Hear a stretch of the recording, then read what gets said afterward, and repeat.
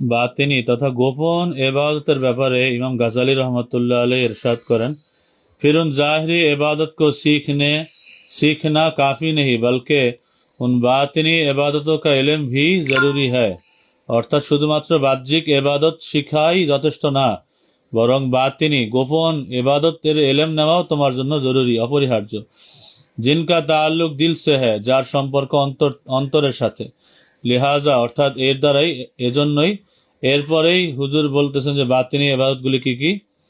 तवक्कुल, तफवीज़, सब्र, रज़ा, तौबा, इखलास वगैरह का इल्म सीखना भी तुम पर वाजिब है। অর্থাৎ আল্লাহর উপর ভরসা, আল্লাহর উপর সমর্পিত হওয়া, ধৈর্য, সন্তুষ্টি, তওবা, একনিষ্ঠতা, এই সবগুলি হচ্ছে বাতিনি ইবাদত। এগুলি শিখাও তোমার উপর ওয়াজিব, অপরিহার্য।